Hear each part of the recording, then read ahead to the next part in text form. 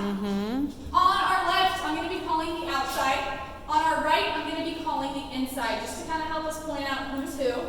My folks all the way up the sign, if there is someone coming around the bend, let me know so I can identify them for us.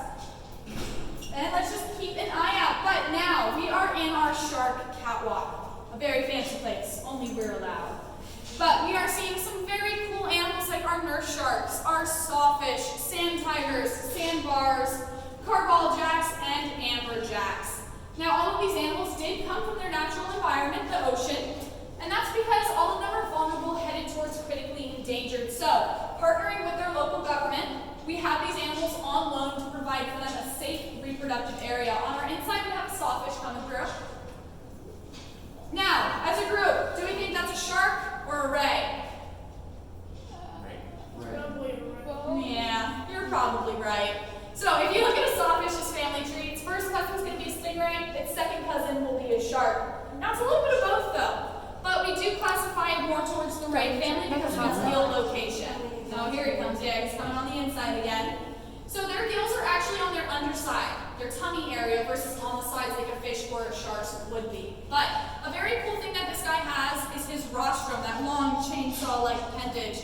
Now, that is covered in what we call ampullae of Lorenzini, something sharks and fish also have. Now, these are kind of electroreceptors, like these sensory organs. They look like black freckles all along the nose and mouth of a shark or all along the rostrum of a sawfish. And what they do is pretty much pick up any electric signals, pulses going through the water, submitted by other living creatures. So by us standing here talking and breathing, our hearts are beating, we're submitting these electrical signals to the sharks, letting them know, hey, we're living up here. So that's very fun. We have a sandbar on the outside. Now these guys kind of change direction a lot. They're a lot smaller, so they can move a lot faster than, say, our sand tigers would. We have yet to see a sand tiger come around. I'm sure they'll be around soon. But what we're doing in here is giving these animals a very safe environment to mate with one another and to have their babies, and for us to also do lots of reproductive research on them. So what we have are 2 male sawfish. So no babies from these guys, but we are pretty much on hold for a female right now, or if another aquarium needs a male, perhaps we'll swap. Call that some good animal karma. So if anyone's like, hey, we need a male, we have a female, want to switch? We'll be like, sure thing. Here's a sand tiger coming on the outside, moving extra slow because these guys are very long. And we have a carball jack on the inside, a very large fish, super fast, super strong, similar in the area. They share a home out in the ocean, but these guys are too fast and too strong for these sharks to be interested in. Now with our sand tigers, we have 2 females, 1 male, same thing with our nurse sharks. But with our sandbars, we have a male and a female. So we have had plenty of pregnancies here at the National Aquarium, which has definitely helped us out with some of that natural research, hopefully helping all of those future populations. We've gotten to know some really great info. I'll tell you a little bit about our sandbars pregnancy journey. So we've been trying for years to get something to work with these guys. Nothing was working. We thought maybe it's too cold in here. Nope, that wasn't it. Maybe the lights are too bright. Nope, try again. Okay, is it too salty? Maybe the salinity's off? That wasn't it. And then all of a sudden, we shut down for COVID. We really just needed to focus on making sure these animals were well cared for during that time. But it was during this short kind of 2 to 3 month period that they ended up pregnant. We had no idea how. But our best guess would be that these guys need their privacy. Sandbars are not fans of PDA. But since they visit our very own Chesapeake Bay, we're able to tell our local government, hey, we got to close these beaches down for this amount of time to give these animals the privacy that they need, hopefully boosting that future population for them. So having that kind of information is a great way to help those natural future populations. But in our last, say about 5 minutes or so down here, we're going to be talking a little bit more about things that we can do ourselves to help out sharks out in the ocean. So we've pretty much gone over how these guys are the garbage disposals of the ocean. Some people call them the doctors. If that's the case, then they have very bad bedside manner because they're eating all their patients. But these guys are really efficient at getting rid of disease and maintaining populations. So, all of my seafood lovers or just my regular ocean fans. Now, which one?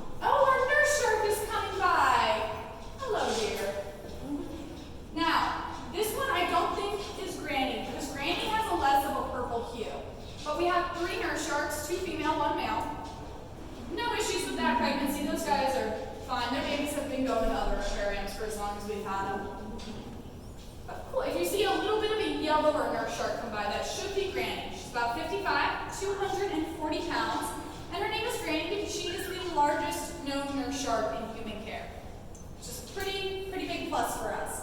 Now keep in mind this is a little bit of old information, but back in the 80s it was reported that nurse sharks only really lived to about 20 to 25 years. She's 55, so we think we're doing something right with her. But for all of my seafood lovers, what do you guys think would happen the very next day if we woke up tomorrow morning and no sharks were in the ocean? What would we be looking at? A boost of all the fish and things that they eat. Yeah. And all the plants that those things eat. Yeah, so like populations kind of out of control, you think? Yeah. Now, since those populations are so high, they're out of control, what do we think would be like inside those fish populations? Some fish probably start to starve because of how many and Yeah. how much food. Food scarcity between the other ocean animals, that's a big one. When you lose your apex predator, your whole system goes a little wonky. But another thing that you have in those really big populations, since these guys are mainly going after sick, injured, diseased fish, what do we think we're going to see in those fish populations? Sick fish. Yeah, some disease, parasites, really gross viruses, things that normally would have been able to be contained or wiped out quickly due to the sharks, is now running rampant all over the ocean. So for those of us that love to eat seafood every day, we would have a really, there's Grant. We would have a really hard time in finding our fan favorites. But if we think about communities or economies that really rely on the ocean, on waterways, on seafood for their main source of economy essentially, for their main source of money, they would be pretty devastated as well because there would be no fish to be caught.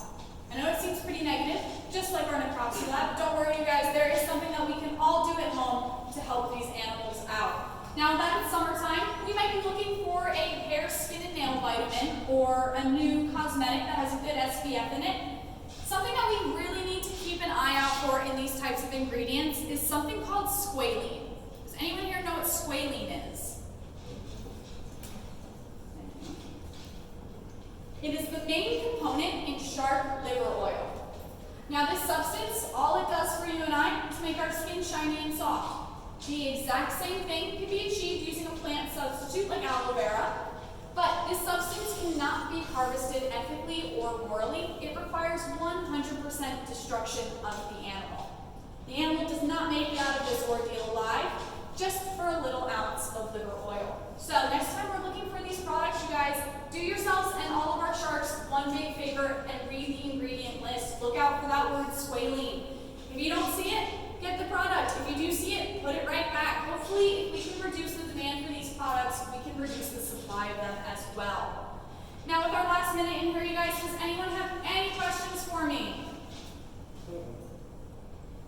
Crickets. All right, then. We can all just take our last minute and enjoy the space. If anyone thinks of one, let me know. Oh, hello. We're out and about today.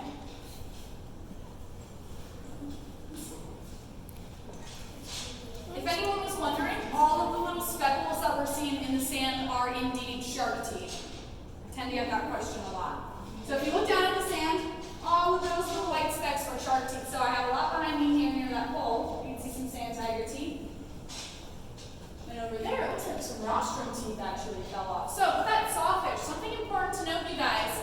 Along that rostrum are the rostrum teeth. These are not normal shark teeth.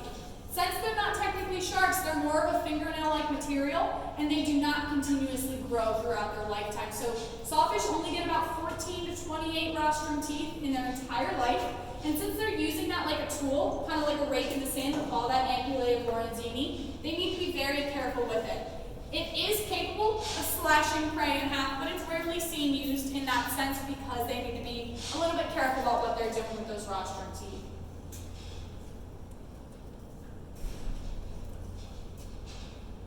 Sand tigers are on the move today. Now something really cool that we've noticed with our sand tigers is their cycles aren't really lining up in reproductive sense. So a lot of the successful pregnancies we've been seeing with these guys have been artificial. But we have had a successful one once or twice, but the same remaining question. Why is there only one baby? Every single time, only only one.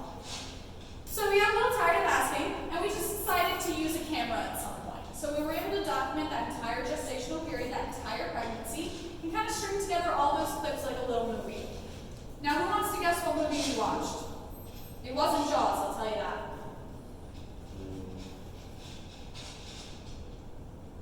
You wouldn't normally guess this, but we watched Hunger Games. Baby Shark Hunger Games. So in utero, these guys are in a very loose egg sac, but no umbilical cord to mom, meaning they're getting no direct nutrition that entire pregnancy. Nothing. So they need to resort to breaking out of their loose egg sacs and eating their brothers and sisters. Another sort of gruesome thing, but really cool for our research because now we know if there's a sand tiger baby born in an aquarium, they're super strong, they're self-sufficient. Hey, they had to eat all of their siblings just to be born. That must have been a struggle, that must have been a fight. You're ready to go. And we can take that baby, put him right back out in his natural environment and watch him grow to maturity because we know he's going to be able to take care of himself out there. So that's a great thing that we can use for those natural populations as well.